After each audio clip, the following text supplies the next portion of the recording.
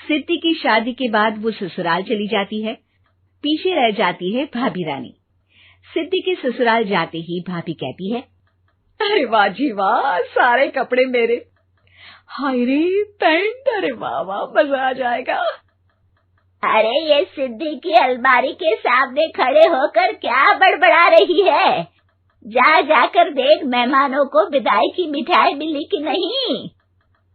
अब हाँ माँ जी, क्यों नहीं, लेकिन पहले कपड़े तो बदल लूं। अब रानी आ जाती है सिद्धि के उन कपड़ों में जो वो ससुराल जाने से पहले घर छोड़ जाती है। अरे रानी, कुछ दिन रुक जाती। अरे ये तो सिद्धि बिटिया को मैंने ही दिया था, बड़ा ही फबता था उस पर, तुझ पर तो कुछ खास नहीं लग रहा। अब वो ना मेरे सारे कपड़े गीले थे तो सोचा पहन लूं। वैसे भी सिद्धि को कौन सा दिन पुराने आउटडेटेड कपड़ों को पहनना है। वैसे भी ये सूट तो मैंने तभी पहना था, वैसे खास है भी नहीं ये। हाँ ठीक है, लेकिन ना मेरी सिद्धि पर तो जमता था। सारे मेहमान चले जाते हैं और सिद्धि ससुराल से मायके पहली बार आती है।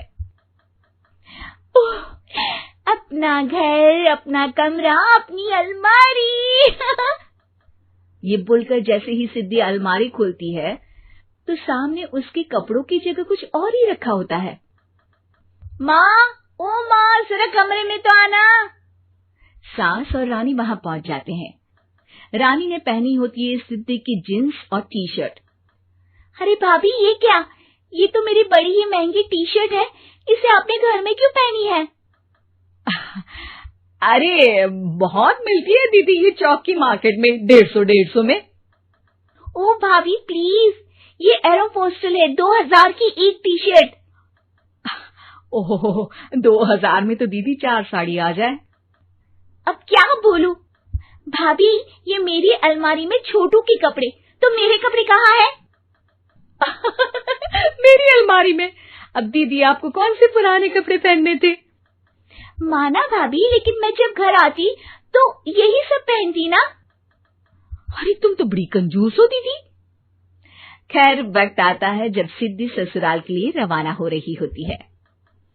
अरे रानी, अंदर से सिद्धि का गिफ्ट ले आ, लड़की पहली बार ससुराल से मायके आई है। रानी अंदर जाती है और एक सिंपल सी साड़ी लेकर बाहर आ जाती है। ये लीजिए माँ जी। सास बेटी को गिफ्ट देकर ससुराल भेजती है।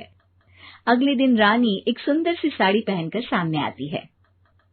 अरे रानी, ये तो वो साड़ी है जो मैंने सिद्धि को देने के लिए दी थी जब वो ससुराल ले जाती, लेकिन ये तूने कैसे पहन ली?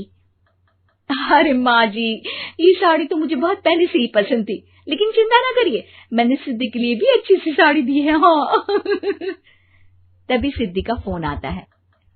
क्या माँ, कुछ अच्छा तो दिया होता ससुराल ले जाने के लिए। अरे पहले दिखा दिया होता। ये चमकते हुए पैकेट में नौकरानी वाली साड़ी मत दिया करो माँ। अरे बेटे, वो तेरी भाभी ने ना गलती से उससे पैकेट बदल गया। हाँ, मैं कल ही तेरे भाई के हाथ से तेरा वाला पैकेट भेज दूंगी। अरे रहने दो माँ, आई एम श्योर भाभी ने अभी वही साड़ी पहनी होगी जो तुमने मेरे लिए रखी थी। तुम तो समझ नहीं पाई उनको। खैर छोड़ो, मैं ज्यादा बोलती अच्छी नहीं लगती, रहने दो, आपको उन्हीं के साथ रहना है, फिर बात करेंगे। सास को रानी पर गुस्सा आ जाता है। वो उसके कमरे में जाती है जहाँ वो शादी का एल्बम देख रही होती है। रानी, मार्केट जाकर एक ऐसी ही साड़ी लेकर आ, कल प्रतीक जाकर सिद्धि के घर दे आएगा।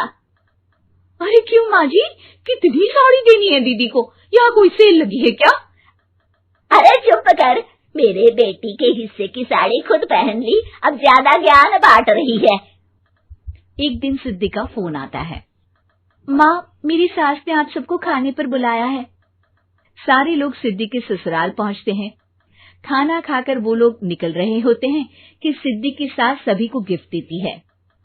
अरे बहन जी, बेटी के घर का खाना खा लिया, यही बहुत है जो आप ऊपर से गिफ्ट भी दे रही है। अरे बहन जी, आप भी कहाँ इन बातों पर विश्वास कर रही हैं।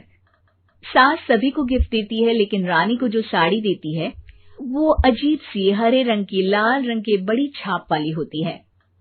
अरे छी, ये कौन पहनेगा? सासू माँ को तो जरी वाली इतनी सुंदर, और मेरे लिए ये नौकरानी वाली। अरे भाभी, दरअसल मैं जब भी घर आती थी आप वापसी में ऐसी ही साड़ी देती थी ना, तो माँ ने सोचा कि आपको आपकी पसंद की ही साड़ी क्यों ना दी जाए।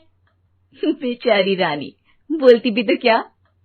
सिद्धि और सास रानी का चेहरा देखकर हंसने लगती है, तो रानी समझ जाती है कि अपने ही बिछाए जाल में वो फंस चुकी है।